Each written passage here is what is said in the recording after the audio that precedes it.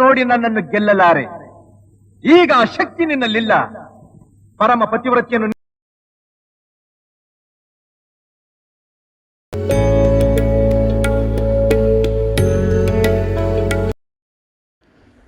ಸ್ನೇಹಿತರೆ, ಮತ್ತೊಮ್ಮೆ ಪಬ್ಲಿಕ್ ಸ್ಟುಡಿಯೋಕ್ಕೆ ಸ್ವಾಗತ ಸುಸ್ವಾಗತ. ಸ್ನೇಹಿತರೆ, ಇವತ್ತಿನ ಸಂಚಿಕೆಯಲ್ಲಿ ಕನ್ನಡದ ಪ್ರಾಚೀನ ನಾಟಕಗಳು ಅಂದರೆ ಕರ್ನಾಟಕದ ಹಳೆಯ ನಾಟಕಗಳಲ್ಲಿ ಒಂದಾದ ಪ್ರಾಚೀನ ನಾಟಕಗಳ ಸ್ವರೂಪವನ್ನು ನಾವು ನಿಮಗೆ ಹೇಳಲು ಪ್ರಯತ್ನವನ್ನು ಮಾಡುತ್ತೇವೆ. ಸ್ನೇಹಿತರೆ, ಅಂದಿನ ಆ ನಾಟಕಗಳಲ್ಲಿ ರೂಪರೇಷೆಗಳನ್ನು ಎಂಬ ಪ್ರಶ್ನೆಗೆ ನಿಶ್ಚಿತವಾದ ಉತ್ತರವೇನೂ ದೊರೆತಿಲ್ಲ.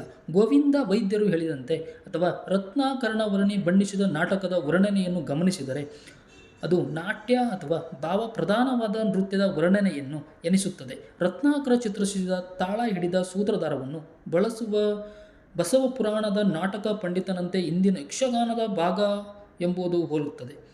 ಇಟ್ಟು ಜಡೆಬೊಲ್ಲ ಅವ್ವ ಮರ್ದಿರೆ ತೊಟ್ಟು ಕಂಚುಕರ್ಮ ದುಃಖಲನ್ನುಟ್ಟು ಚಲ್ಲಣಮಂ ರಚಿಸಿ ಮಣಿಖಚಿತ ಸಿಂಜನೆಯಂ ಕಟ್ಟಿಕೊಂಡು ಬಸವ ಪುರಾಣದಲ್ಲಿ ನಾಟಕವಾಡಿದ ಸೋಮಲಾದೇವಿ ಕರ್ಣಿಕೆಯ ಅಲಂಕಾರವು ಆಕೆ ನರ್ತಕಿ ಎಂದೇ ಸೂಚಿಸುತ್ತದೆ. ಕವಿ ಕಾಮಧೇನವು ನಾಟಕವೆಂದು ಅಭಿನಯ ಪ್ರಧಾನವಾದ ನೃತ್ಯ ಕಲೆ ಎಂದು ಸೂಚಿಸುತ್ತದೆ. ಆದಿಪಂಪ ನೀಲಾಂಜನೇಯ ನೃತ್ಯವನ್ನು ಬಣ್ಣಿಸುವಾಗ ನಾಟಕ ಎಂಬ ಪದವನ್ನು ಪ್ರಯೋಗಿಸುತ್ತಾನೆ. ಕೃತಾನುಕರಣಮೇ ನಾಟಕ ಪದುಂ ಎಂದು ಆತ ಹೇಳಿದರೂ ಆ ಅನುಕರಣದಲ್ಲಿ ಪಾತ್ರಕ್ಕೆ ಆಡುವ ಮಾತಿದೆ ಎಂಬುದು ಸ್ಪಷ್ಟವಾಗುವುದಿಲ್ಲ. ಈ ಎಲ್ಲದರಿಂದಾಗಿ ಭರತೇಶ ವೈಭವ ಕಾವ್ಯದ ಜಲಕನ್ನಿ ನಾಟ್ಯ ದಿಕ್ಕನಿಕ ನಾಟ್ಯಗಳಂಥ ಅಭಿನಯ ಪ್ರಧಾನವಾದ ನೃತ್ಯಗಳಿವೆ ಕನ್ನಡದ ಪ್ರಾಚೀನ ನಾಟಕಗಳಾಗಿದ್ದಿರಬೇಕು ಎಂಬು ಅನಿಸುತ್ತದೆ. ಅಭಿನವ ಮಂಗಳರಾಜ ಅಭಿನಬಿಂದರ ಎಂಬ ನಿಘಂಟಿನಲ್ಲಿರುವ 1378ರಲ್ಲಿ ನಾಟಕಕ್ಕೆ ಇದೇ ಅರ್ಥವನ್ನು ತರುವ ವಿವರಣೆ ಇದೆ ಎಂದು ತಿಳಿಸಲಾಗಿದೆ.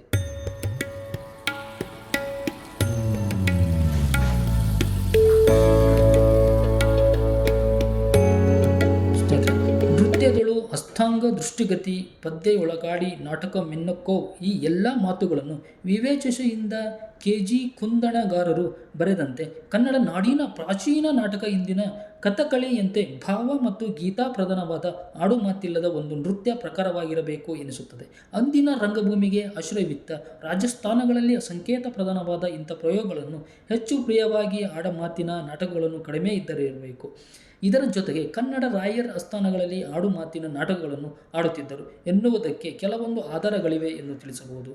ಚಿಕ್ಕ ದೇವರಾಜರ ಆಸ್ಥಾನದಲ್ಲಿ ಮಿತ್ರವಿಂದ ಗೋವಿಂದ ಪ್ರದರ್ಶನವಾಯಿತು.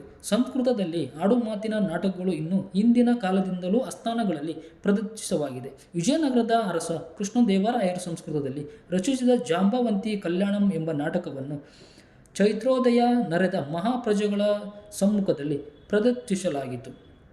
ಜ್ಯೋತಿರೇಶ್ವರ ಕವಿ ಎಂಬ ಆಚಾರ್ಯ ದೊರ್ತ ಸಮಾಗಮವನ್ನು ಪ್ರಹಸವನ್ನು ಆಸ್ಥಾನವನ್ನು ರಚಿಸಿದರು. ಸಂಸ್ಕೃತ ನಾಟಕವೇ ಆಡುಮಾತಿನ ಕನ್ನಡದ ನಾಟಕಗಳು ಅಂದು ಇದ್ದುವೇ ಎಂಬ ವಿಷಯವನ್ನು ಗೋವಿಂದರಾಯ್ ಪೈ ಅವರು ಪರಿಶೀಲಿಸುತ್ತಾರೆ.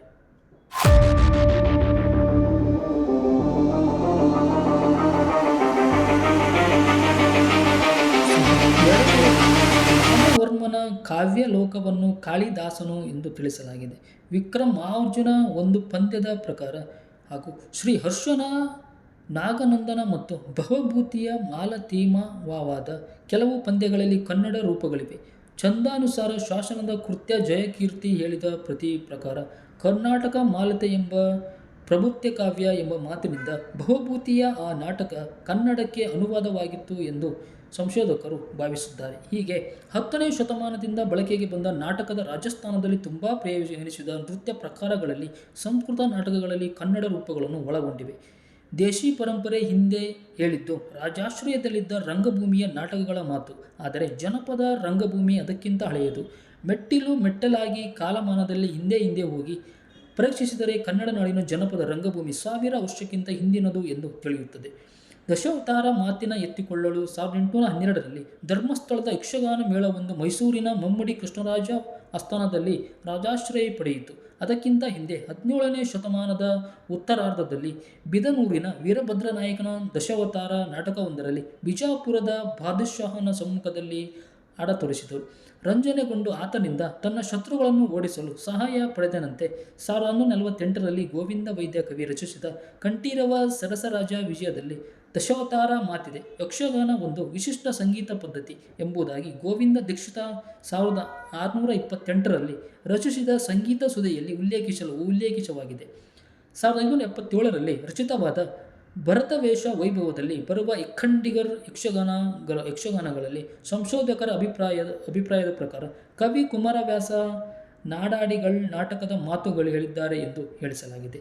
ನಿಜಗುಣ ಶಿವಯೋಗಿ ಹೇಳಿದ ನಾಟಕಗಳಲ್ಲಿ ದಿನ ಗಳಿಸುವ ರಸಭಾವ ಸಂವಿಧಾನ ಆಶ್ರಯಗಳೆಂಬ ಚತುರ್ವಿಧ ಪ್ರವಾದಗಳಿವೆ ಎಂದು ಹೇಳಲಾಗಿದೆ. ಮುಖದೃಷ್ಟಿ ಹಸ್ತ ಪಾದಗಳಿಬ್ಬ ಅಭಿನಯ ಲಕ್ಷಣಂ ತಪ್ಪದೆ ಚತುರ್ವಿಧ ಮೋಹಂ ವೈಯುತಂ ಶುದ್ಧ ದೇಶೀಯವೆಂಬ ಧೈರ್ಯವಂ ವಿವರಣೆಗೊಂಡು ನಾಟಕದ ರೀತಿಯಲ್ಲಿ ಒಂದೊಂದೇ ಆಗಿ ತಿಳಿಸಬಹುದು. ಅದು ಇಂದಿನ ಯಕ್ಷಗಾನದ ಹಳೆಯ ರೂಪವನ್ನು ಕುರಿತು ಹೇಳಿದ ಮಾತೆಂದು ಎನಿಸುತ್ತದೆ. ದೇಗುಲಗಳ ಆವರಣಗಳಲ್ಲಿ ಜನಪದ ರಂಗಮಂಟಪಗಳ ಬಗೆಗೆ 1125ರಿಂದ ಮಾಹಿತಿ ಕಾಣಿಸಿಕೊಳ್ಳುವುದರಿಂದ BA ಸಾಲಿ ತೊರೆಯುವವರು ಅಂದರೆ BA ಮುಗಿಸಿದವರು ಆಧಾರ ಸಮೇತ ಬರೆದಿದ್ದಾರೆ. ನೃಪತುಂಗ ಹೇಳಿದ ಮಾತಿನಂತೆ ಕನ್ನಡ ಜನಪದ ರಂಗಭೂಮಿಯ ಒಂದು ಪ್ರಕಾರ 8ನೇ ಶತಮಾನದ ಪಟ್ಟದಕಲ್ ಶಿಲಾಶಾಸನದಲ್ಲಿ ಇನ್ನಿತರ ನರ್ತಕರು ನಟನೆಯೊಬ್ಬವ ಉದ್ಭವನೆಯಾಗುವ ರಂಗದೊಳಗೆ ಎಂದು ಕೀರ್ತಿಗೊಂಡ ನಟಸೇವ್ಯ ಎಂಬ ಹಲವಾರು ರೀತಿಯ ಕನ್ನಡ ಜನಪದ ರಂಗಭೂಮಿಯನ್ನು ಹೆಸರಾಂತ ಕಲಾವಿದೆನಿಸಿದ್ದಾರೆ ಎಂದು ಸಂಶಯವನ್ನು ಪಟ್ಟಿದ್ದಾರೆ. ಸ್ನೇಹಿತರೆ, ಭಾಗವತದ ಹರಿವಂಶ ಪುರಾಣದಲ್ಲಿ ವಜ್ರನ ಬಾಸುರನ ಸಂಹಾರಕ್ಕೆ ಕಟ್ಟಿದ ಆಟದ ಅಂಗವಾಗಿ ಭದ್ರನಟನೆ ನಾಯಕತ್ವದಲ್ಲಿ ನಡೆದ ಭಾಗವತ ಮಾಡಿದ ಮಾತು ಎಂದು ಕೆರೋಡಿ ಸುಬ್ಬರಾಯರು ಸೂಚಿಸಿದ್ದಾರೆ. ಕನ್ನಡದ ಜನಪದದ ಕಲಾವಂತಿಕೆ ಮತ್ತು ಪ್ರಾಚೀನ ತಮಿಳು ಸಾಹಿತ್ಯದಲ್ಲಿ ಬರುತ್ತದೆ. ಪುಸ್ತಕದ ಮೊದಲ ವರ್ಷಗಳಲ್ಲಿ ರಚಿತವಾದ ಶಿಲಪ್ಪದಿಗಾರಂ ಕಾವ್ಯದಲ್ಲಿ ಚೆರರಾಜಗಾನದ ಶಂಗುಗುಟ್ಟುವನ್ ನೀಲಗಿರಿಗೆ ಬಂದಾಗ ಅವರ ಮನೋರಂಜನೆಗಾಗಿ ಕುರುನಾಟಕದ ನಟಿ ನರ್ತಿಕಿಯರು ಆಡಿದ ಗೀತಾನೃತ್ಯದ ವರ್ಣನೆಯನ್ನು ಇದೆ ಎಂದು ಹೇಳಲಾಗಿದೆ. ಇಷ್ಟು ಪ್ರಾಚೀನ ವೈಭವಯುಕ್ತವಾದ ನಮ್ಮ ದ್ರಾವಿಡರ ಜನಪದ ರಂಗಭೂಮಿಯ ಪ್ರಭಾವ ಭರತನ ನಾಟ್ಯಶಾಸ್ತ್ರದ ಮೇಲೆ ಬಿದ್ದಿರಬೇಕೆಂದು ಕೃಷ್ಣ ಶಾಸ್ತ್ರಿಯವರು ಹೇಳಿದ್ದಾರೆ. ಶ್ರೀರಂಗರು ಅಭಿಪ್ರಾಯವನ್ನು ಪಟ್ಟಿದ್ದಾರೆ. ಹಳೆಮೆಯೊಂದೇ ಕನ್ನಡ ರಂಗಭೂಮಿಯೇ ಹಿರಿಮೆಯಲ್ಲಿ ಎಂದು ಹೇಳಿದೆ.